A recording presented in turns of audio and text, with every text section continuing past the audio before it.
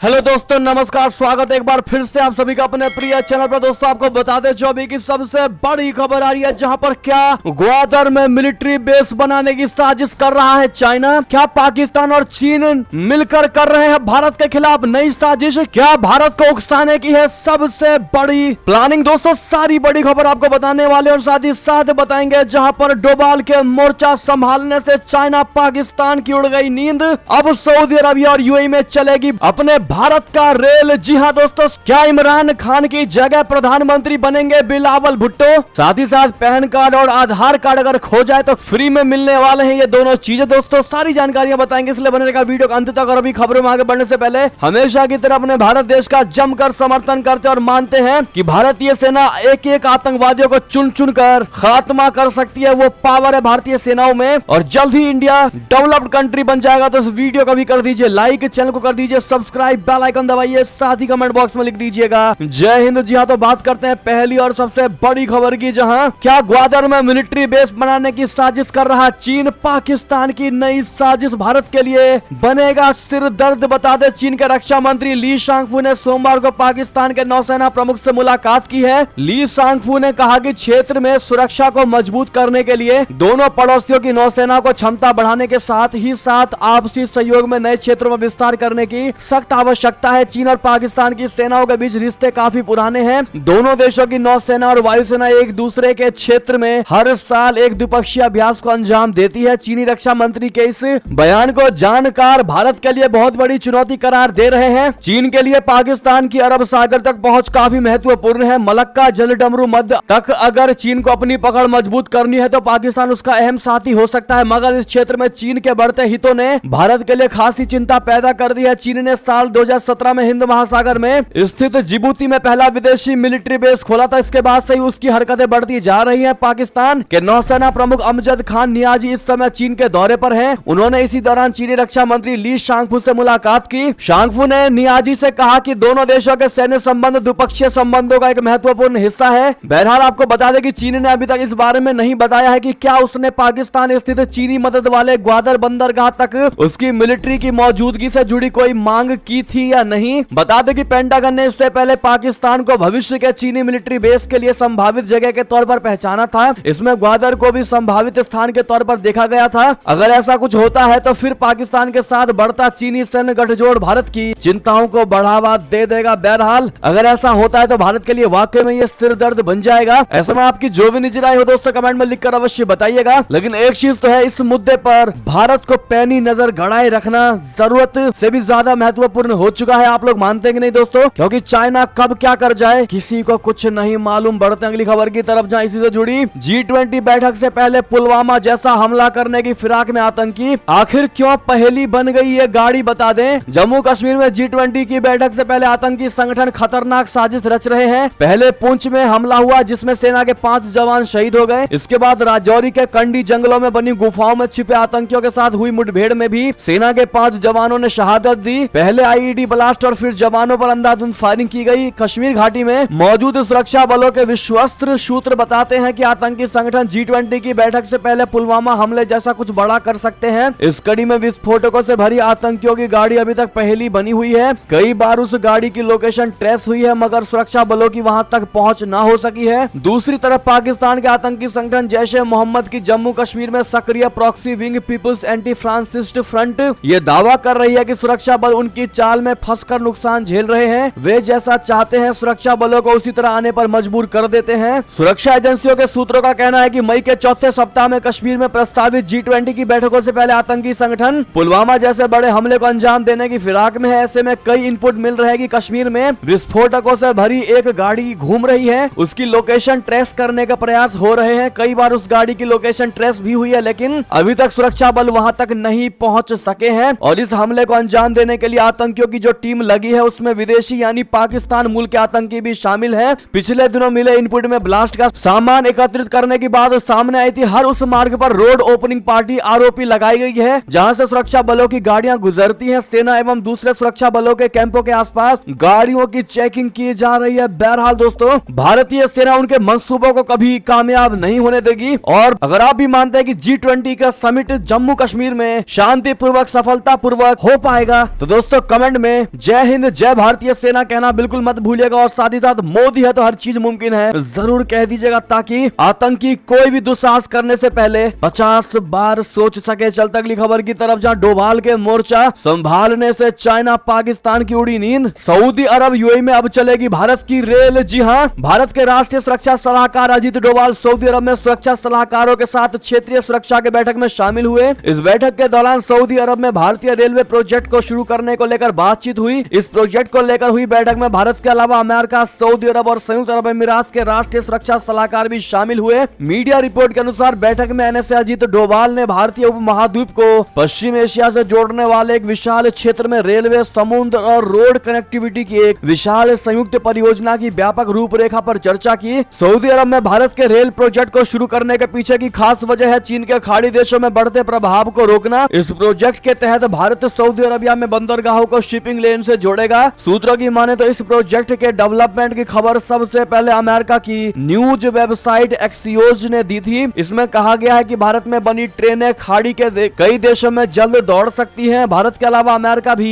संयुक्त अरब अमीरात में रेलवे प्रोजेक्ट से कामों में शामिल होना चाहता है। भारत और अमेरिका का खास मकसद है चीन के खाड़ी देशों में बढ़ते दबदबे को कम करना। हाल के दिनों में चीन मध्य पूर्व देशों में बेल्ट एंड रोड इनिशिएटिव के जरिए काफी तेजी से निवेश कर रहा है। जी हां, आपकी जानकारी के लिए आपको बता दें कि भारत को सऊदी अरब में अपने रेलवे प्रोजेक्ट से कई तरह के फायदे हो सकते हैं। अगर यूएई में रेलवे परियोजना सफल होती है तो इस तरह से अच्छे कनेक्टिविटी की वजह से कच्चे तेल के इंपोर्ट और एक्सपोर्ट में आसानी होगी। भारत को तेल के ट्रांसपोर्टेशन में कम खर्च आएगा। रेल कनेक्टिविटी को बढ़ावा देने से भारत में उन 80 लाख लोगों को मदद मिलेगी जो खाड़ी क्षेत्र में रहते हैं और काम करते हैं। बहरहाल दोस्तों, अगर आप भी भारत के इस प्लान का जमकर समर्थन करते हैं तो कमेंट में थैंक यू अजीत डोभाल जी कहना बिल्कुल मत भूलिएगा। चलते हैं अगली खबर की तरफ, जहां चंडीगढ़ में खुला देश का पहला वायुसेना विरासत केंद्र। राजनाथ सिंह ने किया इसका उद्घाटन। इंडियन एयर फोर्स की जाबाज कहानी करेगा बयां, बता दें रक्षा मंत्री राजनाथ सिंह ने सोमवार को यहां अपनी तरह के पहले वायुसेना विरासत केंद्र का उद्घाटन किया। अधिकारियों ने यह जानकारी दी। केंद्र शासित प्रदेश चंडीगढ़ और भारतीय वायुसेना ने पिछले साल एक सहमति पत्र बोले तो MOU पर हस्ताक्षर किए थे, जिसके तहत केंद्र स्थापित किया गया है। उद्घाटन समारोह में पंजाब के राज्यपाल और चंडीगढ़ के प्रशासक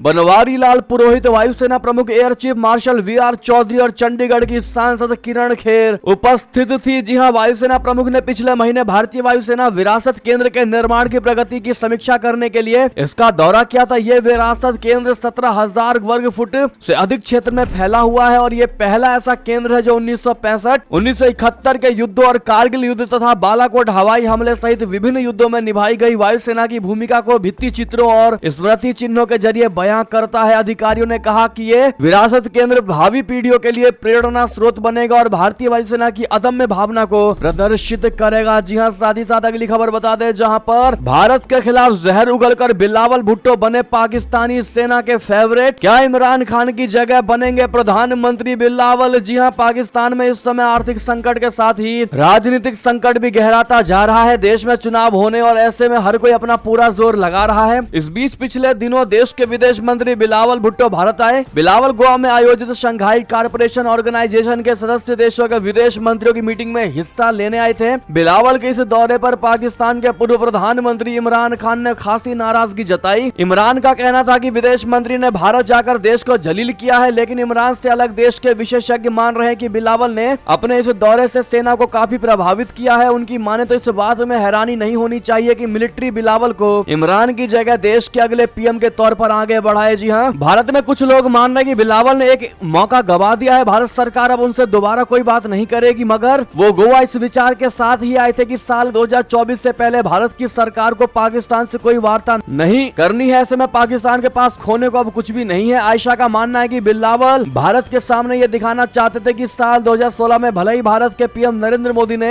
अंतर्राष्ट्रीय समुदाय से इसे अलग थलग करने के बात कही थी, लेकिन पाकिस्तान अकेला नहीं है। ऐसे में बिलावल का भारत जाना उसके लिए किसी उपलब्धि से कम नहीं। बिलावल ने भारत आकर देश के सबसे ताकतवर संस्थान पाकिस्तानी सेना को प्रभावित किया है। ऐसे में हो सकता है कि बिलावल से खुश सेना उन्हें देश का अगला प्रधानमंत्री तक बना दे। अगर बिलावल भुट्टो PM बनते हैं तो भारत सरकार के पास उनसे बात करने के अलावा कोई और विकल्प नहीं बचेगा। पाकिस्तान के विशेषज्ञ मानते हैं कि पाकिस्तान पीपुल्स पार्टी के मुखिया आसिफ अली जरदारी ने अपने बेटे बिलावल को विदेश मंत्री बनाकर एक चालक कदम उठाया है। बोले तो बड़ा बड़ा ही चालाकपन दिखाया गया है। इसके जरिए वो न केवल बाहरी दुनिया बल्कि घर में भी संबंधों को मजबूत कर सकते हैं, जो कि अब एकमात्र स्थिति सुधारने का विकल्प बचा है। इस पर दोस्तों आपकी जो भी निजी राय हो कमेंट में लिखकर अवश्य बताइएगा। लेकिन बिलावल भुट्टो ने एक ही मौका मिला था भारत की तरफ से, उसको भी खो दिया है। अब भारत, जैसा कि एक्सपर्ट कह रहे हैं दोस्तों, कि दोबारा बिलावल से कभी बात नहीं करेगा अपना भारत। ऐसे में आपकी जो भी निजी राय हो कमेंट में लिखकर अवश्य बताइएगा। देखते हैं भारत की जनता की इस पर क्या निजी राय है। साथ ही साथ अगली खबर की बात करते हैं दोस्तों, जहां भारतीय उपमहाद्वीप का एकमात्र बॉस है इंडिया। बांग्लादेश और नेपाल इस काम के लिए भारत को रिझाने में जुटे हुए हैं। वो क्या काम है आपको बता दें। भारतीय उपमहाद्वीप का निर्विवाद रूप से एकमात्र बॉस है इंडिया। चाहे चीन कितने भी डोरे बांग्लादेश या नेपाल जैसे देशों पर डाले, भारत के बिना इस सब कॉन्टिनेंट में किसी का काम नहीं चलता। पाकिस्तान ने भारत से कारोबारी रिश्ते तोड़े तो इसका सबसे ज्यादा नुकसान उससे ही हुआ है। इसी बीच नेपाल और बांग्लादेश भारत की ट्रांसमिशन लाइनों के उपयोग के लिए एक बार फिर भारत की ओर देख रहे हैं। यदि भारत की अनुमति मिलती है तभी इस भारत की ट्रांसमिशन लाइनों का लाभ नेपाल और बांग्लादेश को मिल सकेगा। मौजूद भारतीय ट्रांसमिशन लाइन के जरिए नेपाल बांग्लादेश को 40 से 50 मेगावाट बिजली बेचना चाहता है। इस मुद्दे पर ढाका में होने वाली बैठक में चर्चा की जाएगी। नेपाल और बांग्लादेश ने इस मुद्दे पर चर्चा करने का फैसला किया है कि भारत की ट्रांसमिशन लाइनों के इस्तेमाल के लिए वे भारत को कैसे राजी करे। भारत अगर ऐसा करने की इजाजत दे देता है तो नेपाल अपने यहाँ पैदा होने वाली अतिरिक्त बिजली बांग्लादेश को बेच पाएगा। नेपाल के ऊर्जा, जल संसाधन और सिंचाई मंत्रालय के एक वरिष्ठ अधिकारी ने प्रस्तावित बैठक के बारे में जानकारी दी है। ये बैठक 15 और 15 मई को बांग्लादेश में होगी। नेपाल के अधिकारी का कहना है कि बिजली की खरीदी और बिक्री में भारत को कैसे राजी किया जाए, ये सबसे बड़ा सवाल है और ये मुद्दा बांग्लादेश की राजधानी ढाका में होने वाली बैठक में भी होगा। दोस्तों, नेपाल चाहता है कि भारत अपनी जमीन पर नेपाल से बांग्लादेश जाने वाली एक खास ट्रांसमिशन लाइन बनाने की इजाजत दे डाले। ऐसे में अगर आपसे ये सवाल पूछा जाए कि क्या भारत को नेपाल को इजाजत देनी चाहिए, क्या कहेंगे आप लोग? अपनी राय अवश्य दीजिएगा। और दोस्तों प्लीज वीडियो को लाइक करना बिल्कुल मत भूलिएगा जिन्होंने अब तक लाइक नहीं किया है, और जितना ज्यादा हो सके आज वीडियो को शेयर कर दीजिएगा व्हाट्सएप, फेसबुक पर। अगली खबर की बात करते हैं, जहां इजराइल के ब्रह्मास्त्र से यूक्रेन ने रशिया को दी बड़ी चोट। ईरान के बने 35 ड्रोन मार गिराए। बता दें, यूक्रेन से चल रहे महायुद्ध के बीच रशिया विजय दिवस की तैयारी कर रहा है। 9 मई का दिन नाजी जर्मन पर सोवियत संघ की जीत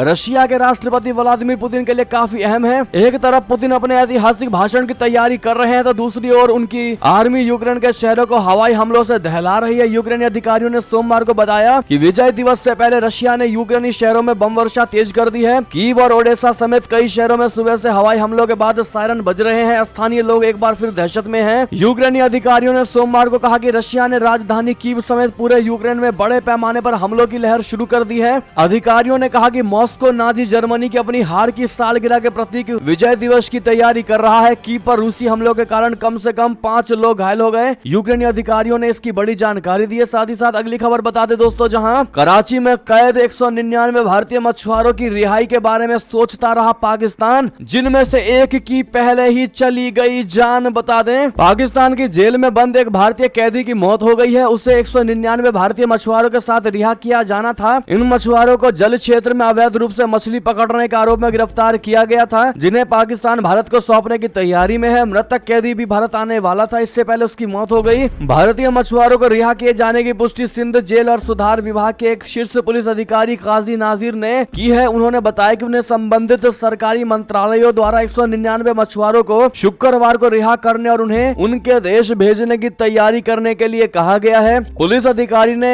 के अनुसार जेल में बंद मछुआरों को रिहा कर पहले लाहौर भेजा गया, जिसके बाद उन्हें वाघा बॉर्डर पर भारतीय अधिकारियों को सौंपा जाएगा। ये मछुआरे फिलहाल पाकिस्तान के लांधी जेल में बंद हैं। मृतक भारतीय मछुआरे का नाम जुल्फिकार बताया जा रहा है, जो कि एक भारतीय नागरिक है। पाकिस्तान के अधिकारी के अनुसार जुल्फिकार की बीमारी के कारण उसे कराची के एक अस्पताल में भर्ती कराया गया था, जहां उसका इलाज के दौरान मौत हो गई। जुल्फिकार की मौत फेफड़ों में संक्रमण के कारण हुई। जी हाँ, बता दें कि भारतीय कैदियों को मदद पहुंचाने वाले एक ट्रस्ट के एक अधिकारी ने दावा किया है कि जुल्फिकार की मौत जेल की असुविधाओं यानी कि लैक ऑफ रिसोर्सेस के कारण हुआ है। ट्रस्ट के अधिकारी के अनुसार लांधी और मलिर जेल में भारतीय कैदियों के साथ बेहद ही बुरा बर्ताव होता है। बहरहाल, क्या आपको नहीं लगता दोस्तों कि बीमारी तो एक बहाना है, रियलिटी कुछ और भी हो सकता है? आपको क्या लगता है दोस्तों? चलते हैं अगली खबर की तरफ, जहां सिर से पांव तक धूर्त है इमरान खान। पाकिस्तानी पीएम शहबाज शरीफ ने पीटीआई चीफ को सुनाई खरी खोटी। जी हाँ, पाकिस्तान में राजनीतिक स्तर पर आए दिन पक्ष और विपक्ष के मंत्री एक दूसरे पर बयानबाजी करते रहते हैं। इसी बीच पाकिस्तान के प्रधानमंत्री शहबाज शरीफ ने लंदन में पत्रकारों से बात करते हुए पाकिस्तान तहरीक इंसाफ के अध्यक्ष इमरान खान को झूठा और सिर से पांव तक धूर्त व्यक्ति कहा।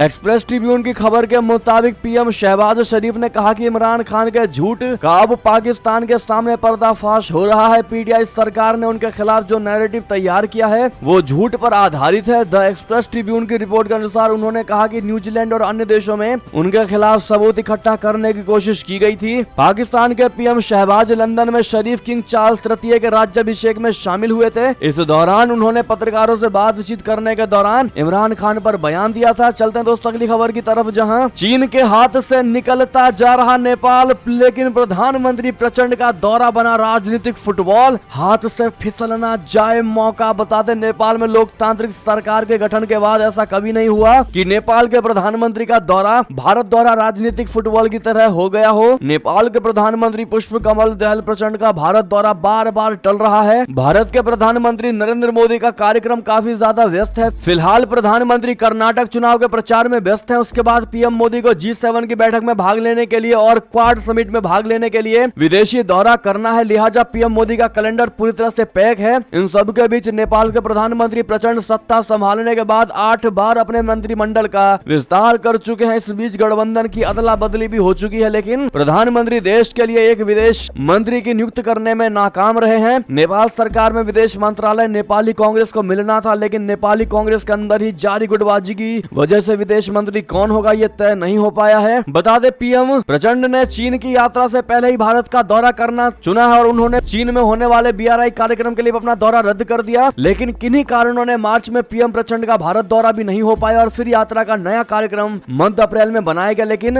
उसको भी आगे बढ़ा दिया गया। अब देखना होगा कि नेपाली पीएम भारत कब आते हैं। चलते अगली खबर की तरफ, जहां हनुमानगढ़ में MiG-21 फाइटर जेट हुआ क्रैश, 3 महिलाओं की मौत, दोनों पायलट सुरक्षित। बता दें राजस्थान के हनुमानगढ़ में सोमवार सुबह करीब 10:25 पर भारतीय वायुसेना का MiG-21 फाइटर जेट विमान क्रैश हो गया। हादसे में 3 महिलाओं की मौत हो गई। जानकारी के अनुसार हनुमानगढ़ जिले के पीलीबंगा के गांव बहलोल नगर के पास भारतीय वायुसेना का फाइटर जेट विमान दुर्घटनाग्रस्त होकर एक घर पर गिर गया। हादसे के दौरान पायलट को और को पायलट ने पैराशूट के जरिए कूदकर अपनी जान बचा ली, लेकिन मकान पर विमान गिरने से आसपास के लोग इसकी चपेट में आ गए। अब तक हादसे में 3 महिलाओं की मौत हुई है। मृतक महिला का नाम बंसो, बंतो और लीला देवी है। हनुमानगढ़ सदर थाना इंचार्ज SHO लखबीर सिंह ने 3 मौतों की पुष्टि की। हादसे में एक पुरुष समेत 3 लोग घायल हैं। बता दें कि हादसे के बाद घटनास्थल पर लोगों का हुजूम उमड़ पड़ा। पीलीबंगा पुलिस और सेना का हेलीकॉप्टर मदद के लिए मौके पर पहुंचा। हादसे के बाद गांव के लोग तत्काल घटनास्थल की तरफ भागे और पैराशूट की सहायता से उतरे पायलट की मदद की। लोगों ने पायलट के छांव में लिटाया और उससे मालिश की, तो वहीं कुछ लोगों ने जिस घर पर विमान गिरा उसमें लगी आग को बुझाया। हादसे की जानकारी मिलते ही फायर ब्रिगेड और एम्बुलेंस मौके पर पहुंची है। इसमें बड़ी ही दुखद खबर थी दोस्तों। बात करते हैं अगली खबर की, जहां सऊदी अरब में क्राउन प्रिंस मोहम्मद बिन सलमान से मिले भारत अमेरिका के NSA। बता दें अमेरिका के राष्ट्रीय सुरक्षा सलाहकार जैक सुलिवन ने सऊदी क्राउन प्रिंस और अपने भारतीय व अमीराती समकक्षों से सऊदी अरबिया में मुलाकात की। इस दौरान उन्होंने भारत और दुनिया के साथ जुड़ी परियोजना और अन्य क्षेत्रीय मुद्दों पर चर्चा की। बता दें बैठक रविवार को जेद्दा में हुई थी। व्हाइट हाउस ने जानकारी दी कि सुलिवन और डोवाल इस महीने के अंत में ऑस्ट्रेलिया में क्वाड शिखर सम्मेलन से इतर फिर से मिलेंगे। जनवरी में यहाँ महत्वाकांक्षी इंडिया US ICT संवाद शुरू करने के बाद डोवाल और सुलिवन के बीच ये पहली बैठक है। सुलिवन फिलहाल सऊदी अरबिया की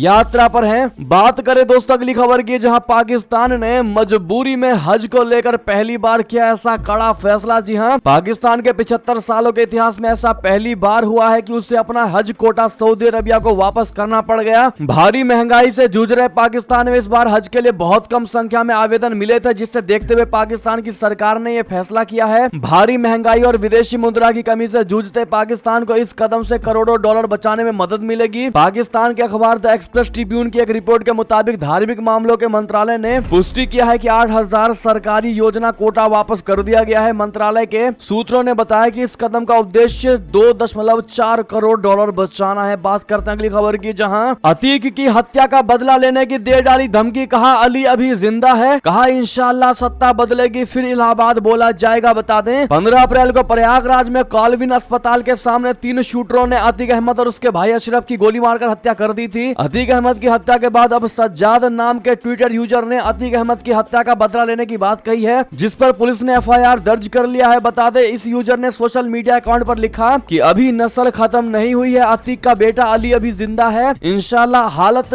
वक्त और सत्ता बदलेगी, फिर इलाहाबाद भी लिया जाएगा और हिसाब भी पूरा किया जाएगा। इस ट्वीट के साथ अतीक के बेटे अली का फोटो भी अपलोड किया गया है। बता दें कि हत्या का बदला लेने की धमकी देने पर इस यूजर के खिलाफ साइबर क्राइम थाने में धमकी देने के आरोप में एफआईआर दर्ज कर लिया गया है और ये एफआईआर एडीजी कानून व्यवस्था के आदेश पर दर्ज की गई है। जी हाँ दोस्तों, इस पर आपकी जो भी निजी राय हो कमेंट में लिखकर अवश्य बताइएगा। चलते हैं अगली खबर की तरफ, जहां भारतीय जनता पार्टी का आम आदमी पार्टी पर निशाना, यानी केजरीवाल पर निशाना। कहा सिसोदिया तो झांकी है, केजरीवाल अभी बाकी है। जी हाँ, भाजपा ने आम आदमी पार्टी यानी आपके मुखिया और दिल्ली के मुख्यमंत्री अरविंद केजरीवाल को भ्रष्टाचार का पर्याय और शराब घोटाले का किंग पिंग करार दिया है और कहा है कि केजरीवाल भी जल्द ही कानून के शिकंजे में आएंगे। भाजपा के प्रवक्ता गौरव भाटिया ने सोमवार को यहां पार्टी के केंद्रीय कार्यालय में एक संवाददाता सम्मेलन में कहा कि केजरीवाल बहुत घबराए हुए हैं, इतने घबराए हुए हैं कि झूठी प्रेस कॉन्फ्रेंस करवा रहे हैं। वो भ्रष्टाचारी तो है ही, इसके साथ ही जनता को भ्रमित करने के लिए झूठी प्रेस कॉन्फ्रेंस करवा रहे हैं। उन्होंने कहा कि केजरीवाल शराब के घोटाले में इस कदर डूब रहे हैं कि वो इधर उधर की बात कर रहे हैं। उन्होंने कहा कि मनीष सिसोदिया तो झांकी है, अरविंद केजरीवाल अभी बाकी है। उन्होंने कहा कि गत 6 मई को एक सह आरोपी की जमानत मंजूर होती है और आपके सारे प्रवक्ता बाहर आकर कह देते हैं कि कोई सबूत नहीं है। इस पर आपकी जो भी निजी राय हो दोस्तों कमेंट में लिखकर अवश्य बताइएगा। चलते हैं अगली खबर की तरफ, जहां चुनाव आयोग को कांग्रेस चीफ मल्लिकार्जुन खड़गे का निर्देश, सोनिया गांधी के बयान वाले ट्वीट को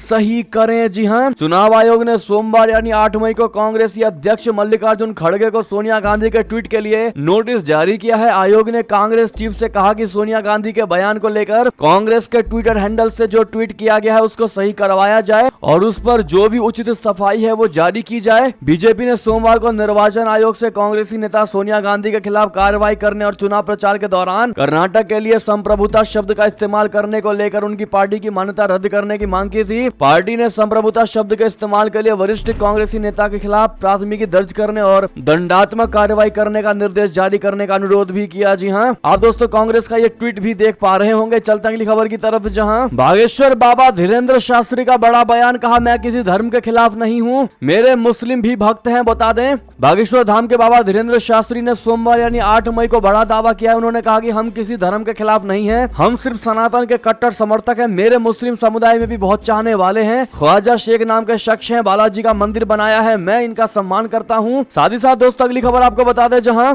आधार कार्ड पैन कार्ड खोने पर चिंता की आवश्यकता नहीं, फ्री में मिलेगा दोबारा। जी हाँ, आधार कार्ड पैन कार्ड हर किसी के पास होता है। अगर आपका भी आधार कार्ड या पैन कार्ड खो जाए दोस्तों तो घबराने की बिल्कुल जरूरत नहीं। हम आपको स्टेप बता रहे हैं जो स्क्रीन पर आप देख पा रहे होंगे दोस्तों। ऐसे में इस स्टेप को आप फॉलो करेंगे तो आपको फ्री में दोबारा से डाउनलोड कर सकते हैं। जी हाँ दोस्तों, इसको पीडीएफ फाइल में आप लोग डाउनलोड कर पाएंगे, बहुत ही आसान है। बाकी स्टेप स्क्रीन पर आप देख ही पा रहे होंगे। बहरहाल ये थे तक सारी बड़ी खबरें। आपको हमारी खबर कैसी लगी, आशा करता हूँ बहुत अच्छी लगी होगी। अगर थोड़ी भी अच्छी लगी तो इस वीडियो को भी अपने भाई बंधुओं में व्हाट्सएप, फेसबुक, ट्विटर के जरिए पूरे भारत में शेयर करना बिल्कुल मत भूलिएगा। और अभी कर दीजिए इस वीडियो को लाइक, चैनल को कर दीजिए सब्सक्राइब, बेल आइकन दबाइए। साथ ही कमेंट बॉक्स में लिख दीजिएगा जय हिंद जय भारत। और साथ ही साथ यहाँ तक बने रहने के लिए आप सभी का बहुत बहुत धन्यवाद।